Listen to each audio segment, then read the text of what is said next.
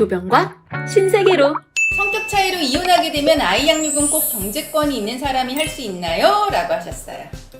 아니요, 꼭 그렇지 않습니다. 이제 양육권 지정을 할 때 여러 가지를 좀 고려를 하는데, 뭐 아이의 나이, 뭐 아이와의 친밀도, 애착관계, 물론 경제력도 보긴 하지만 이런 점을 두루 고려해서 결정을 하기 때문에 꼭 경제권만이 주요 판단 요건은 아닙니다. 네, 그리고 이제 아이 나이, 이야기했지만, 어린 나이일수록 누구와 애착관계가 잘 형성되어 있는지 이런 거를 보니까요.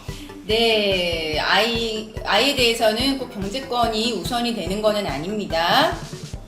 주민등록 말소된 전 남편에게도 양육비를 청구할 수 있을까요? 라고 하셨어요. 주민등록 말소됐다는 게 좀 특이한 케이스인 것 같은데요. 아마 신용불량자라는 네. 이야기 같습니다. 그럼 양육비를 청구하더라도 물론 뭐 그런 심판 결정문을 받을 수도 있겠지만 현실적으로 그렇죠. 집행이 어렵지 않을까 하는 우려가 되네요. 네, 양육비는 그 파산 면책이 되는 채권이 아닙니다. 그래서 그 전 남편이 양육비가 주민등록이 말소된 신용불량자라고 하더라도 지금 김 변호사가 이야기 드린 것처럼 양육비 청구하면은 판결은 나올 거예요. 하지만 실제로 돈을 받는 게 중요한데 주민등록이 말소된 정도면은 재산이 있을까 하는 생각이 좀 드네요. 예. 이거는 비용을 들여서 진행을 하시는 게 조금, 권해드리기는 어렵습니다. 네, 현재 나이 45인데 결혼 생활은 6년 정도 했습니다. 아내가 퇴직연금과 국민연금을 일시금으로 재산 분할해달라고 하는데 가능한 건가? 네. 보통 연금에 대해서도 그런 분할 수급권이 있기 때문에 재산 분할 대상으로 고려는 되는데요. 네. 이렇게 일시금으로 분할하는 경우는 보통 조정을 통해서 서로 합의가 되면은 가능은 하지만 판결로 봤을 때 일시금으로 반영하기는 이제 두 분이 합의를 하면은 퇴직연금, 국민연금 일시금으로 환산해가지고 분할 대상에 넣을 수는 있는데요.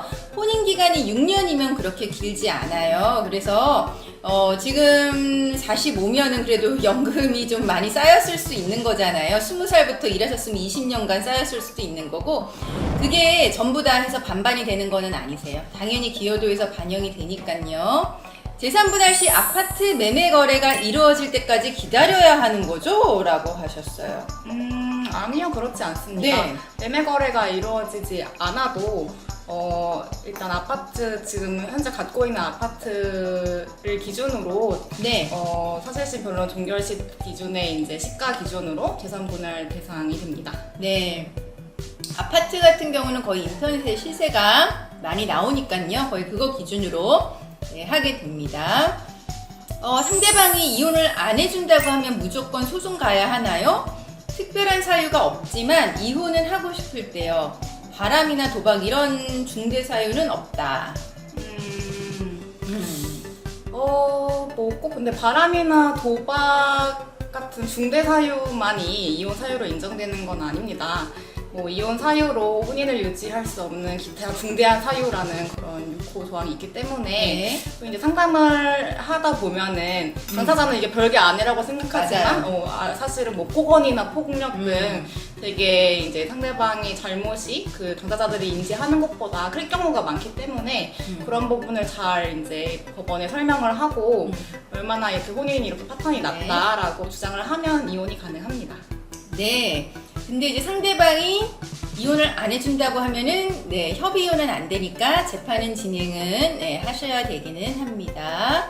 명절 이후 시댁 때문에 이혼하는 사람들 많은가요? 라고 하셨어요. 어떤가요?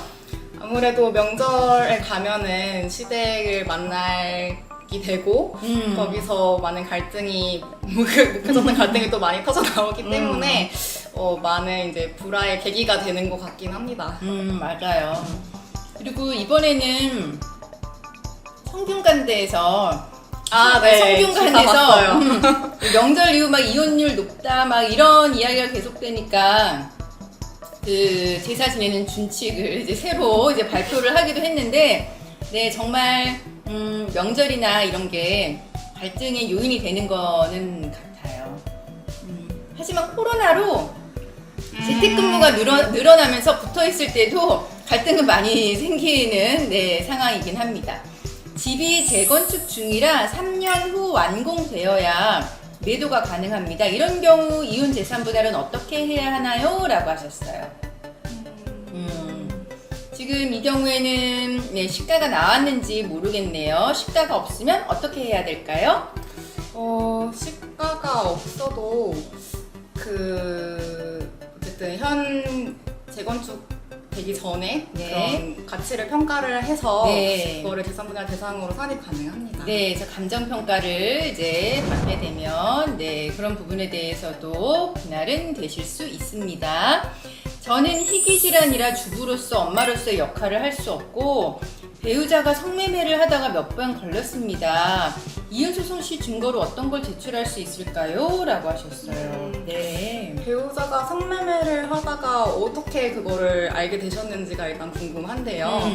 뭐 성매매 정황이 뭐 배우자의 그런 뭐 카톡 내역이나 그렇죠? 네 무슨 뭐 어떻게 영상이나 뭐 사진을 확보했다던가 네. 하면은 그렇게 알게 된 그 경위를 담은 자료들을 네. 전부 증거로 활용할 수 있습니다. 성매매 보니까 이제 핸드폰을 많이 활용을 해서 실장님들하고 약속을 잡고 누구를 선택하고 뭐 이런 과정이 거의 핸드폰에 많이 나와 있긴 하더라고요.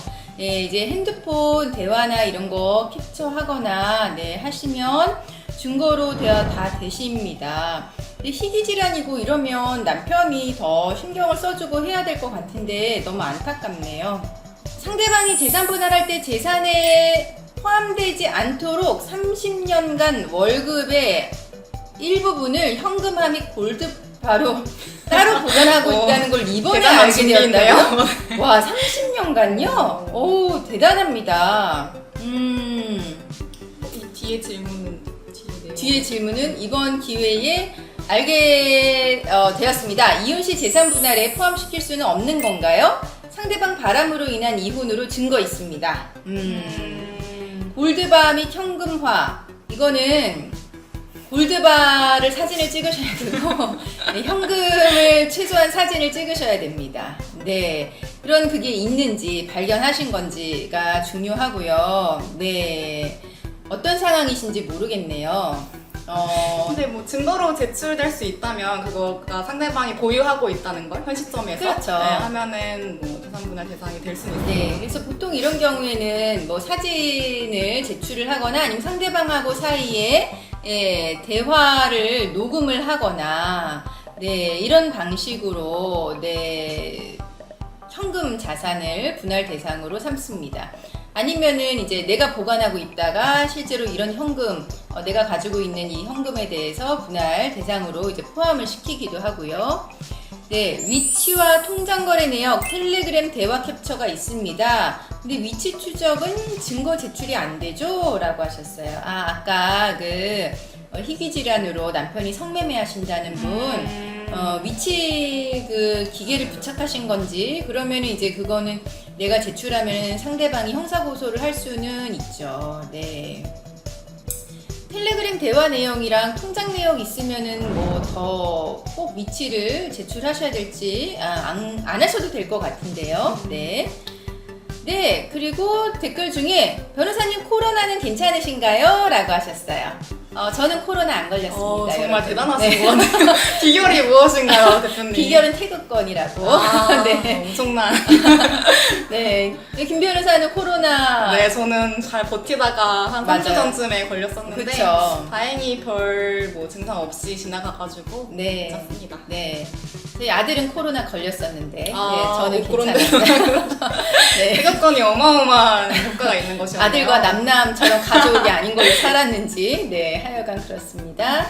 네, 그리고 네, 남편이 개인 경우 사기 결혼으로 소송해야 하나요? 불륜으로 유책 소송을 해야 하나요? 라고 하셨어요. 사기 결혼, 뭐 혼인 취소 이런 거를 생각하시는 것 같은데 혼인하신 지 얼마나 지났는지가 중요하죠. 예, 그죠? 예, 근데 결혼하고 나서 뭐 취향이 바뀐 걸 수도 있으니까 그럴 때는 사기 결혼이나 혼인 취소는 안 되는 거고, 다만 이혼 사유는 당연히 해당하죠. 그래서 이렇게 동성의 연애에 대해서도 당연히 부정행위가 인정됩니다. 네, 그래서 저희 사무실에서는 보통은 이혼 소송할 때 상대방 배우자를 피고 1, 그 다음에 이제 상간자를 피고 2로 해서 소송 제기하는데, 보통 상간자가 이제 남편과 다른 이성이죠. 근데 이렇게 동성애 같은 경우는 상간자 피고 1이 남편, 피고 1이 남편, 이제 상간자 피고 2도 남자, 이런 경우도 있긴 했었어요. 네. 또 스토리 질문 중에 결혼 전 투기재산은 분할이 안 되나요? 재산세는 계속 부부가 냈고 결혼 후 시세가 계속 올랐다, 이 이야기신데, 네. 결혼 전 특유재산도 뭐 혼인기간이 길고 그 해당 특유재산을 유지하고 뭐 증식하는 데 기여를 했다면 어느 정도 분할 대상으로 고려될 수는 있습니다. 네, 그렇죠. 그래서 혼인 기간이 어느 정도인지는 모르겠는데요. 지금 재산세는 계속 부부가 냈다라고 하는 거 보면 혼인 기간이 1, 2년은 아니신 것 같아요. 그래서 이런 경우에는 특유 재산이라고 하더라도 분할 대상이 될 수 있을 걸로 보여지세요. 성격 차이로 이혼 소송한 후 한쪽이 양육권, 친권 갖고 가게 되었는데 항소했을 때 판결이 뒤집히는 경우가 어느 정도 있나요? 라고 하셨어요. 1심에서 친권 양육권자가 정해졌는데 2심에서 이게 바뀔 수 있느냐. 우리 김혜은 변호사 1심에서 아빠 쪽이었던 거 이제 엄마 쪽으로 뭐 아이 한 명이긴 하지만 변경이 됐잖아요. 네. 이런 경우가 흔한가요? 흔하진 않은 것 같습니다. 어렵습니다, 아무래도 1심 여러분. 판결이 유지되는 속성이기 때문에 네. 열심히 2심에서 싸워야 뒤집을 수 있습니다. 네. 그렇죠. 네. 김희은 변호사 저희가 막 이렇게 실시간 질문 답변 해드리면서 시간이 벌써 30분이 지났어요. 오늘 라방 어땠나요? 이제 익숙하죠? 확실히 사람이 적응의 동물이라고 네. 점점 횟수가 거듭할수록 내려놓게 되면서 좀 편안해지는 게 있네요. 네, 그렇죠. 횟수가 거듭될수록 이제는 너무 편안해지는 그런 여러 변호사들의 모습을 보게 되죠. 네, 오늘 저희 목요일 추석 이후에 여러분 첫 번째 만나 뵙는 시간이었는데요. 네, 즐거운 시간이었고요. 정말 고심하는 많은 분들을 위해서 귀한 고견 주시는 거 정말 너무 감사한 것 같아요 라고 하셨는데, 네, 저희가 이렇게 잠깐 간단하게 답변 드리는 것도 여러분한테 도움이 된다고 하니까 네, 저희도 기쁘고요. 오늘 목요일 저녁 잘 마무리하시고 다음 주에 저희는 또 뵙겠습니다. 감사합니다.